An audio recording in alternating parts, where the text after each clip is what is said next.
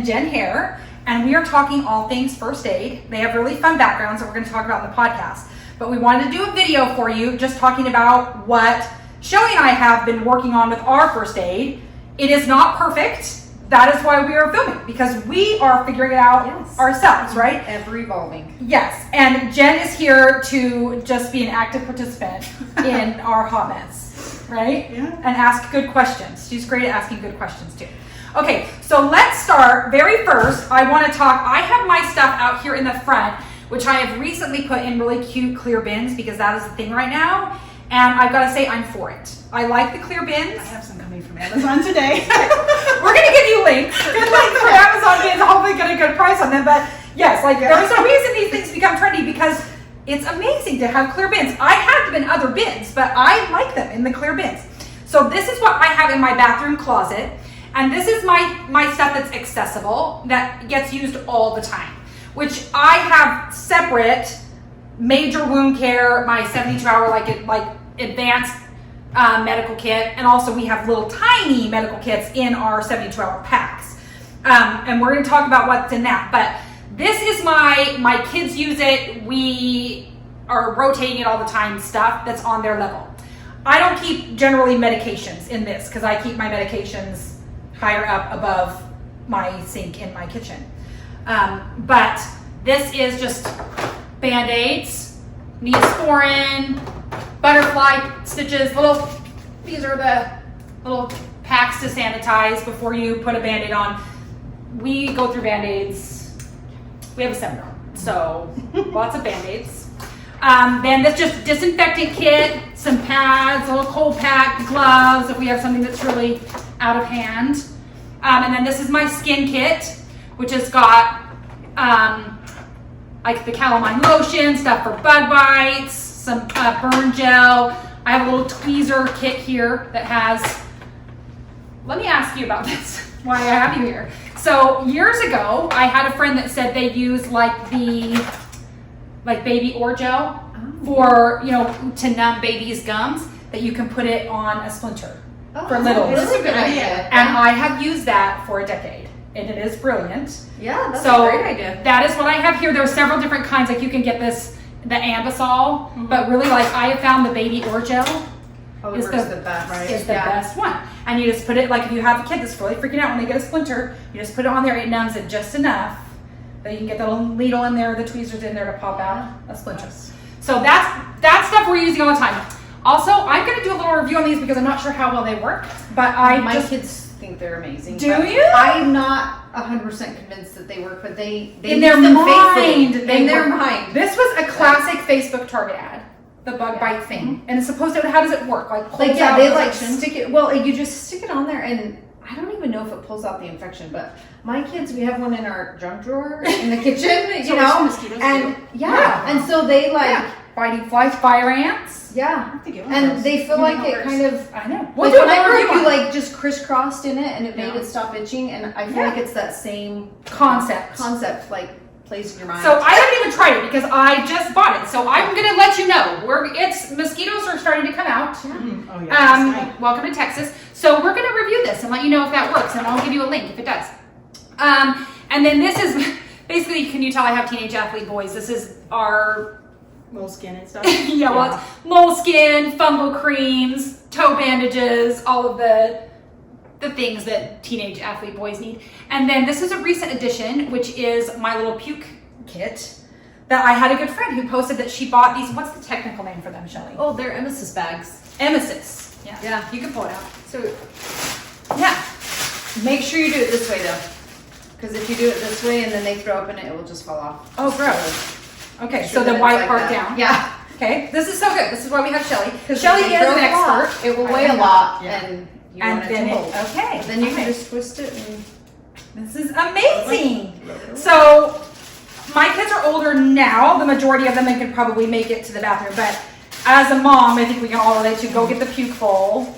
And in our house, it's the big old Tupperware in the 70s that I use for popcorn too. Yes. Okay. Yeah. Thank you for saying this because every person that's watching this knows. Then you're like, okay, what am I going to put in that bowl now that you've puked in it to make sure that we're okay to put popcorn in it? Popcorn. How long overnight to let it soak? Yeah. All right. So, all having experienced that many times, I decided to make a little puke thing, which I love all kinds of all natural cleaners. I use I run the gamut, but when there is throw ups, I am a Lysol girl. Mm-hmm. Like I am kill whatever that is and make sure it is dead.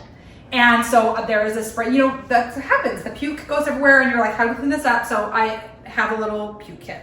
So all of that is in my pantry. Okay, like in the bathroom, like on one of my bathroom shelves. Mm-hmm. My I say pantry, like towel closet. But if you have cupboards, whatever.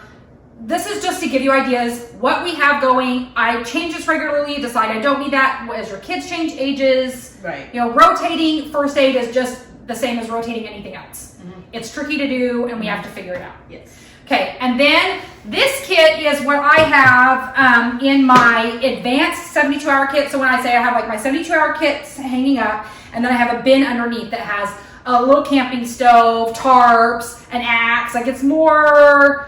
We're not carrying it in a backpack, but quick emergency stuff. And then I just have this, bought it on the Amazon, like a emergency kit that has a lot of the stuff. Clearly it does not stay together when you open it, but it has all of the bandages, the sting relief, the alcohol pads, the like mini aspirins, mini Tylenols, stuff for stomach relief, where I'm not having to grab all of this in an emergency. If we're leaving the house for any reason, this can go in a car. It's very little bits of everything that you need so that you're not having to transport all of that. But also, I don't want to be going into this on a regular basis, which is why I kind of want to have my regular stuff stocked, okay? And then I want Shelly to look at this because I think this should be interesting. This is my wound care kit. So last year when I was really getting into my prepping and really wanting to do a good job, I made this whole separate kit, which I keep in the pantry, but like this is like kids aren't allowed to have this. Right. Like it's like serious wounds. Yes, serious wounds. And I want Shelly to look at it and be like, woman, why would you have that in there? Or this is brilliant. Okay, so we're gonna discuss. Let's do this right here. So we're gonna pull it. I don't even know, like we probably should have the video look closer, but we'll post pictures. Okay. So this is just in there because who doesn't need an ace bandage? Right. Okay. So do you have any thoughts? Oh, tell it. We'll talk about it in the podcast. But Shelly, give your why you're qualified to answer those questions. So my background is I worked as an ER nurse for 20 years, and I just graduated with my nurse practitioner, and now I'm a family nurse practitioner working in family practice office. But I have seen my fair share of wounds. That is for sure. She is definitely qualified to answer these questions that I am not qualified to talk about, but we'll pretend that I know what's I'm creating my kit. These are all the things I think in my mind that I need. And I just want you to say, woman, no. Or yes, good job, Elisa. Okay, so what are your thoughts on silver? I know lots of people that use it. I have not personally ever used it. I've never seen it have a bad outcome. Okay. So like, there are some things I've seen people use that I'm like, that home remedy probably should have died with your great grandma. Got it from. Yeah. Butter on burns, yes. I've heard of a few from like, I had a friend that worked out in Gainesville, and she said there are some home remedies still circulating out there that involve mud and manure and straw. And so soap is good. We've learned that. We learned that a long time ago. Lots of decades of experience have taught us. So silver, I've never seen a bad outcome with it. So I love, like, when I really kind of try to pack this, a layered approach. If you cannot get access to antibiotics, if you do not have, what you need, have the all natural things that you have tried and tested, not to fall back on as your only resource, but I love a layered approach to really check all the boxes. I love silver. This is a nasal silver, which is miraculous if you tend to get sinus infections. I have really seen that. People that tend to get chronic sinus infections, it just, I don't know, literally it could just be the moisture circulating things around, for all I know. But it has worked wonders in our family. I will stick you links because you can get some shady silver. And you can, don't go down the rabbit hole of Googling that. But if you have a good reputable person, like Sovereign Silver is a good silver, we'll put some links to some silver information there for you. And then I have just a few of my favorite oils, like Thieves and Clove, like this really basic, and Purification, oregano. These are just super strong antiseptic oils. I also have alcohol and hydrogen peroxide and all those things, but just layered approach of and kind of just to have them all in one spot. I also have those in the kit. Okay. All right, and then these are just, you know, our Neosporin, BandAids. This is kind of just extra wound care, but really, I want to talk about, burn kit. Yeah. What is your experience? What should we have for burns on hand? Burns, the biggest thing is to keep them cool.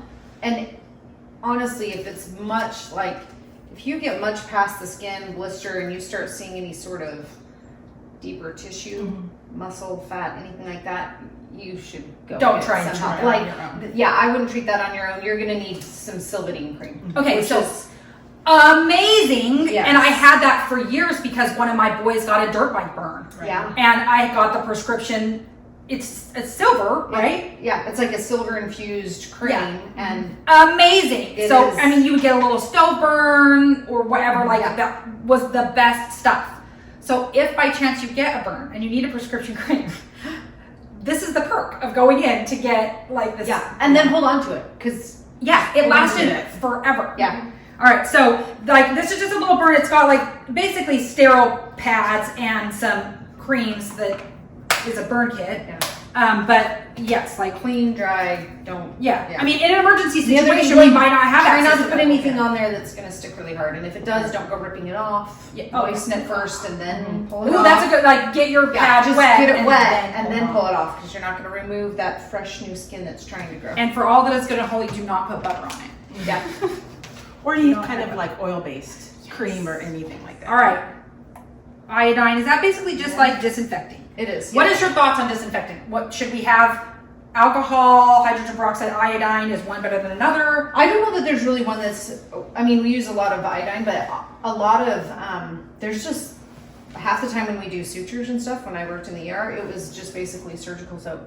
Yeah, okay. Like, I mean, Soap is sometimes good. depending on what it was cut with or injured with, you could use iodine, betadine, whatever. But, you know, if somebody's allergic to shellfish, don't do the iodine. Good to know. Yes. Okay, so my thoughts, I think, on when I was making this is if someone has a really nasty wound, to dump. Yep. Yeah. And is that okay? That is okay. Yep. Dump and then rinse. Like you can never just keep rinsing. If you have nothing but water, just keep rinsing. Burns too, right? Like the Yep. more you can You just should sit just- up. Yeah, you can't get it. Keep it under the water and let it keep running. Yeah. And hopefully you have watched the previous videos, and if it's an emergency, you have good sterile water. Yes. Well, we're talking water. Before you see this, we would have talked about that. Okay, so then, all right, this is what I wanted to ask you about. Clotting gauze. Oh, that is great. Okay. Yeah. Does it work? We've used, I mean, I've not used this specific brand, but we've Yeah. used clotting different factors. Like I've had to use that before on different people. Like sometimes they'll have just a tiny spot that no matter what you do, no matter how much pressure you put, it's like you've nicked a vessel or hopefully not an artery. Yeah.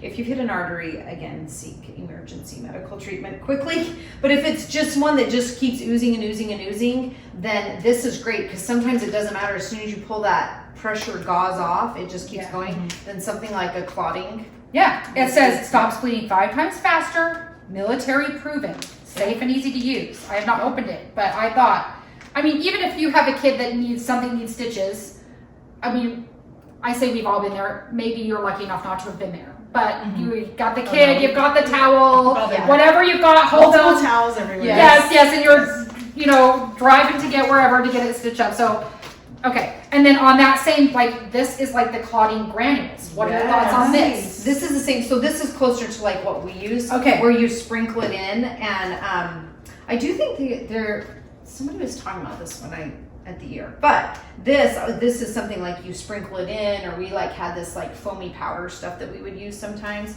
But yes, this. If you have someone who needs stitches and it's a wound that's going to need some extra care, does that affect the stitching or the process of taking care of it? It shouldn't, just as long as you let them know you used it. And then they'll just make sure they clean the wound thoroughly to make sure they don't leave. Like, even if this got left in there, chances are it probably wouldn't be awful. Yeah. But, I mean, because it's in a sterile package, but you don't really want it left in. Like, if it fell on top of something and then that got stitched in there, Yeah. but. Yeah. So good options for, and what really kind of when we're talking about salty prepper lifestyle, these are things that you may use if you have a stitch situation, you know, if you have teenage boys, if you have crazy girls, whatever, or really adventurous husbands. Yeah. Husbands who keep the knives really sharp. That's usually my problem. Really sharp. Or ladies who like power tools. Yeah. Or like, that's true. I helped my mom. I remember years ago, my mom was canning, and we were pulling the cans out of the canner, and one shattered. Like it just exploded, and there was glass everywhere. And I think we only ended up with one tiny cut, but it could have ended so much worse. Yeah. So like, I mean, it can. You can end up with. I've seen. We're not just preparing for like awful like catastrophe. There's no medical care. Yeah. We're thinking, how do we, in this mindset, how do we prepare until we can get medical care? When I was young, I went over to my next door neighbor's house and knocked on the door, and the door was open, but the screen door was out, and they had a dog that was a large Great Dane. Who had been mistreated. Yeah. And it spooked him. And he came at me and took my nose off. Almost got into my eyes and actually took You can't even tell. I had a good This is plastic a good surgery. Yes, that's amazing. I took the door jamb off. And so it's my oldest brother, you know, he's like 16 and he's like, oh my God, every time something happens, she's with me. Yeah. And then the neighborhood moms, and I mean, this was 40 years ago and they still talk about it. Like, it was traumatic for everybody. Yeah. And some of these things would have been really handy to have then. Yeah. And to know where they're at. For sure. Yes. And have them easily accessible. So for a while I had like this kit, and this kit was kind of tucked up in like by my 72-hour stuff. I'm like, no. Because if I'm in a situation where I need to quickly clot something, Right. I don't want it out where the 7-year-old can get the anticoagulant. Right. Or is it coagulant? It's not anti, it's coagulant. Right. I don't want the 7-year-old to get to that stuff. So I have this easy accessible stuff, but I need to have this where I know where it is, where it's up to date, and I can easily grab it. Heaven forbid someone's nose gets bit off by it. Right. That is a scary story. It is. And know your limits. If you don't do well with blood, Such a good tip. find someone that is. Yes. Find a Shelly. Yeah. Or I've seen plenty of people that can make it through the crisis and then make sure you have a chair. Yeah. Like The mama superpower kicks in. I've caught a few and you're like, I've made it through, I'm gonna sit down. Yeah. Now that I can, now that the adrenaline has worn off. Yes. Okay, so essentially, like really in here, I have another thing of hydrogen peroxide, alcohol. Really, I can rotate that out into my other kits. If I need that, I can get it out of here and then restock it. Just this is a big old thing of gauze. Because that's always so good for everything. Yes. and Honestly, like gosh. really anything you're using, I mean, if you've had surgery, if you have to dress a wound, if you've had something to dress medically and then need to keep it sterile, like you should just always have A big scrape. packaged, sterile, so you know that it's not been touched by everybody who's rifled through things. Gauze. Okay. So that's mine. So I honestly was afraid you were going to be like, woman, why would you need that? Like, I think these this are is good great things. stuff. Yeah. Okay. You've got great stuff. anything glaring like that I have not got in there that you can think of? No, I don't think so. I think one other thing that I know I have collected a few of, and I didn't even bring. I have some that are great big. Is waterproof bandages. Yes. Like, and there are some out there that are those bigger ones, Yeah. and I don't remember. We had to use those once for something, and they do not come off well. Well, and that's how, like, I don't generally keep them out because I don't want my kids using them because they stay on. Yes. But when Brody had knee surgery, we had to get the waterproof bandages Yeah. so that he could shower. And For sure. 100%, you're right. Yeah. We So should that'd make be sure we like- have those. Try and get some waterproof bandages, especially when you're dealing with things like a burn or something that you're going to want to keep covered and clean for a longer time. If it's a scrape, most people are going to, like, once it scabs over pretty nicely, you can kind of leave it be. But Okay, so Shelly, tell us what you have sitting out and why we're talking about it. So I have, and I do have, my husband's theory is that I feel like you should have more stuff because people are going to find you. Yeah. And want your help, which is great. No, but we That's talk. our game plan. Yes, Your right. house. Yes, well, this is true though. Brian talks about this all the time. This is the salty pepper mentality though, right? Like no one is an expert at everything. No. So as we all as a community do the best we can and like know our resources, know who we have access to, know who has the chickens, know who has the medical expertise. Right. Like then in a crisis, our community Can help. can help. Yeah. That's the plan. And Okay. so you, like, I have like these, I don't know if these ever go bad, but I have sugar, like little candies in here for people that have low blood sugar. that's so I have a whole variety of Band-Aids in here. Little If you were pocket having any kind of knives. sugars for like diabetics, could you like a lifesaver, any sort of sugar candy?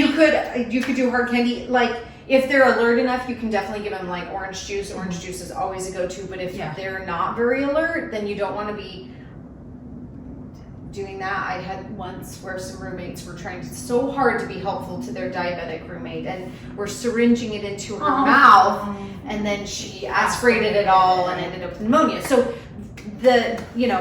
we got there, but so that's a great thing. Like kind of know the limits of where you're at. So and then hand sanitizer. I've got light sticks in here. I have sterile gloves, which some of these things are random things that as I worked in the ER over the years, I accumulated. We'd open a kit and the doc, my hands are small, so they're like, I can't use those 6.5 size gloves. I'm like, I should can. Fuck it. Well, so is this like your 72 hour? Is this by your 72 hour kit? This one is in our 72 hour kit. This is a great, like Shelly makes a great point that we talked about a lot in Salty Prepper, is keep your stuff accessible so that when you do get that thing of gloves or that extra thing of Band-Aids or whatever, like, oh, I don't need it in this, I'll put it in my 72 hour kit. If have it where you can add to it. Yes. As a professional rescuer, are there things that you keep that most of us wouldn't keep or couldn't have access to? I don't know that I actually have too much now that I think of it. Well, I do have lots of hemostats. these. Yes, I do have hemostats. I have a couple of those, and I just got some more, and which has tweezers, and I have a scalpel in here. It's just some gauze and stuff. This was recently I acquired some of that stuff. Most of it though, I don't know that I have too much. I know, like I worked with a doctor who decided to get her own AED and she keeps it in her car. Yeah. And so I was like, well, I'm not sure that I'm gonna do that, but maybe at some point I would consider doing that. So there are some things like that. I know, like my medications, when I was just looking at them, I realized, oh, they're expired, which they're just expired. Such a good point. But like Elise was saying, like rotate it out. Like if you buy a new bottle, go ahead and stick it in your 72 hour kit and pull this bottle out. But even that being said, like this expired in 2020, it says, and I mean, it would still do its job, just maybe not as effectively. And this is a bottle that we just have rotated it through. Like originally it expired in 08, and then we dumped that out and put new in, and then we crossed out the extra bottle. Like just to keep the bottle because it fit more nicely. But I do think it brings up a good point. Like this is a children's medication that like really you want to. Yes. So, and here's the deal. Like we kind of outgrew that because first of all, my children are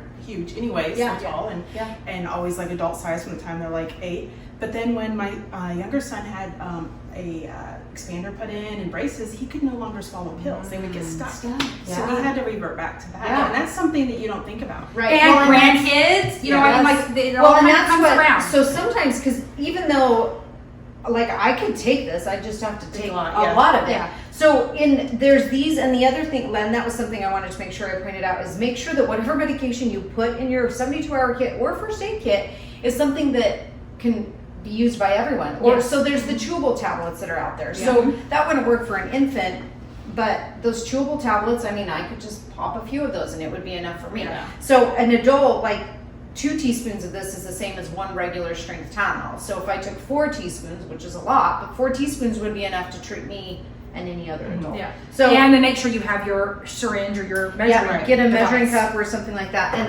actually, like I said, Peter was going through all of this yesterday, but I know I have some of those in here. So make sure you have some measurement tools. I do have steri strips. So I like steri strips. Everyone should have steri strips. Yeah, those are great. I feel like that's actually what I need to put in my wound care kit. Yes, some steri strips. Because there are some things like literally when you go to the hospital, they can't stitch it and they'll steri strip it. Right. Yeah. Well, and sometimes it's just as easy to strip it. Sometimes. Yeah. Like I have a notebook in here because I would love to think that nobody would ever say, well, she did this. And anyways, this is kind of a CYA for me. So that if I did end up in some sort of crazy emergency situation, say we have a massive tornado go through or something like that, and I have a bunch of people come to me, I want to write down and have some sort of a record of what it is that I did, because I have worked way too hard and too long to get my licenses to have them disappeared because of something. But even beyond that, Shelly, it makes a great point. I'm going to put a little notepad and pencil on mine because When's the last time I took the Advil? When's the last time I prescribed this in an emergency situation where there's a lot of stress going on? If you're taking any sort of medication. Even if it's something you normally track on your phone, well, what if you can't charge your phone for 2 days? Yep, Exactly. exactly. It's going to be dead. Temperatures, everything. Yeah, temperature, all that So kind of I thing. do, That's a like, great I idea. have a thermometer in here, and I probably, like, a lot of my stuff that's like this at home, I would probably quickly grab. Like, this is my kit of various, you know, BandAids, tape. I have a whole lot of rolls of tape that have apparently come home in I need my more pocket. I was just thinking, like, I need tape. I have another roll. I have like 7 rolls in here, so talk about how to roll. We'll put that in there. So, but this is great, like Shelly, Yeah. as she's pulled her things out, and hopefully this video will inspire you to do the same. Pull out, what do I have access to? What's doubled up? Can I put those extra roll of tape in my emergency kit? Is my medication expired? And be like, as you organize your spring cleaning or whenever it is you do it, make sure you include your medical stuff and then add to your shopping list what you need to rotate. If you need some extras, in the meantime, if you thought about it, to put things where you want to put them. Well, we all have kids that have recently become drivers, and so we have multiple vehicles in our houses now. So we thinking about that, what can go in there, and even the shovel that you had on your last the emergency birthday. shovel. I ordered one for me. I'm going to send one to my mom in Virginia. That's I'm gonna go amazing. on Danny's car because it doesn't matter where you are. Somewhere you're going to need something like that. Yeah, it's so true. And just kind of be thinking on like multi-layers, not because we're worried that some crazy thing is going to happen, but so that we don't need to worry that we're not prepared. I'd rather not use it. Yes, we'd rather not use it. But then situated in a way that it gets rotated, that it gets looked at, that it gets noticed, because of course we're hoping we don't use it. I don't know.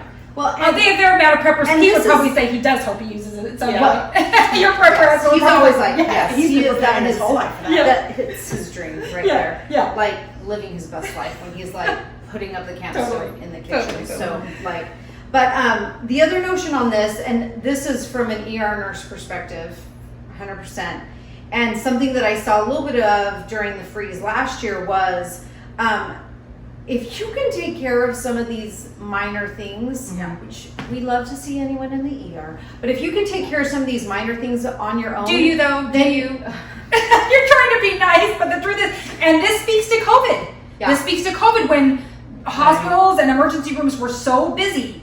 And then you would have the person that comes in with something that could have very easily been handled had they had well, and we need to keep those rooms open, like in a freeze, like take care of your own. If your kid has just a fever, just treat the fever at home. See if it goes away. See if you can, because I could use that room for somebody who's on oxygen 24 hours a day and no longer has power at their house. Therefore, they no longer can use their oxygen kit. And so that way, they need that room in the ER. Yes. They really, truly need that, because your kid can still breathe. They just have a fever. So do your research, have your things, because I think even just doing your research, being prepared calms you down ahead of time. So it's like, this is just a fever, or this is I can treat this cut. Whatever it is that you're in the mindset that you don't have that panic. Hopefully. Right. And generally speaking, most ERs, you're going to come in, you're going to talk to a triage nurse. The process is still that you have to be seen by a medical provider of some kind, nurse practitioner, PA, doctor, whatever, before they're going to just say like, no, that doesn't need stitches, or yes, that does. There's a process. There's still a process. Send you so home. don't get frustrated by that. But like sometimes give it a minute and see, like this was one of the last patients I saw before I quit the ER. He was like, I cut my arm all the way down. Like he said he had cut it, and he was just holding it like this so we couldn't see, and there was blood dripping. So you have to take his word for it. So we wrap it all up, and then we go to take the dressing off, and it was, I kid you not, it was a cut this big. And he was like, no, I swear. You're probably moving it around so He much. was convinced. And he had walked in, and I don't even know if he was holding it, but it was so bloody, and he hadn't done anything. And so that night we had I think our wait times were close to 4 hours. And all of a sudden, because this guy, we assumed was an emergent situation. And he's like, no, I swear it's cut more than that. And I'm like, I just washed your whole arm, sir. And it's about a centimeter wide. Like we did have to stitch it. It was pretty deep, but this is what you need. Yeah, and I was like, there are people out there that are really, really sick right now, and I'm happy to be helping you. So, I mean, like, it's always that fine line of, do I need professional care? Can I take care of myself? And hopefully we end up in the middle where we, Right. when in doubt, seek the help you need, but don't seek the help because you're not prepared or because you are overly stressed. Well, and I think the other thing I want, maybe we're not to that part, but the one thing that we haven't really talked about is if you're on prescription Yes, we medications. definitely, let's talk about And that. so I'm obviously not going to put my 30-day supply that I just got from my doctor in my 72-hour kit. Like, obviously I don't need that. It's 72 hours. So my recommendation to anyone would be a couple of things, and that is keep all of your prescription medications in one location. Mm-hmm. That way, when you have to get up and go quickly, Grab and go. it's an easy thing to grab and go. It's not that you have one in the kitchen and you have one in the bathroom and you have one by your bedside. Like, try to keep them all in one location. The other thing is, if you're one of those people that uses a little daily pill divider thing, container, make sure that you know what it is that's in there. So, or if not, put something like this. This is something I made for my dad. When I went to visit, he had added several medications because he'd had a little health scare. So I went through and I listed each of the pill names. I took a picture of the pill. I wrote down how often he takes it and why he's supposed to take it. We will put this on the website because it is brilliant. There should be an app for this. And usually on my pill bottles, I write down what it's for too. Yes, Like there's that's a great idea. so many names. Yes. Just don't And you have to recognize. think, I'm never going to need that, or I'm going to remember in an emergency situation or a stressful situation. And I'm not talking crazy things. I'm talking freeze, fire, flood, tornado, hurricane. Yeah. These are things happening all the time. Yeah. Or should this be like, I wanted this in the case that if my dad knows all of his medications and why he takes them, that's fine. But if my dad passes out and now my mom has to do this, then my mom has this and she doesn't, in that panicky moment, because her husband's now incapacitated, she can clearly say, here's his medications. Yes. I also listed on here what his medical history is, what his surgical history was, and who all of his providers were, like each of his different specialists, so that the numbers were on here, the names were on here, what type of specialists they were, because sometimes patients will come in and they're like, well, I see so-and-so, and I'm like, I don't know, there's a lot of Dr. Smiths out there, so that's not really going to help me very much. This is a fantastic thing to have in a 72-hour kit. I think we mentioned on the 72-hour kit information, if you have to grab medications that aren't in your bag, stick a tag on that bag that says in red, or like, don't forget meds. Don't forget, EpiPen, whatever's not in that pack that you would need to survive for 3 days, put a tag on it if you have to go to a second location, because when it gets stressful, you think you're going to remember to grab the meds, and you may not. And I had both my parents take a picture of this and put it on their phone, and I emailed it to them as well, so that it's in the email, it's a picture on their phone. I have lots of patients, both in the ER and in practice, where they've just taken pictures of even the pill bottles. That's great. But if you're on a prescription medication, make sure you have the name of that somewhere, and you know how often you take it, and even better if you know who prescribed it for you. Like, I keep something like that on my phone in my iCloud files. Yeah. So I can reach it on my phone, it's on my iPad, it's on my laptop, so when I go see a new doctor or something, I can pull it up really quick. Because I always ask, actually, even when I go back to see my GP, they ask me, even if I was just there last month. Okay, so And And then print it out Yeah. in case you Print don't it have out. access to And your phone. my dad doesn't have any allergies to medications, but if you do have somebody in your family that's allergic to a lot of medications, please write those down specifically, because that is so hard when somebody would show up in the ER and they're like, well, they're allergic to something. Well, what? Because I need to treat your loved one, but because they'll say, oh, well, it's something for like blood pressure. And I'm like, well, I currently need to give them something for blood pressure.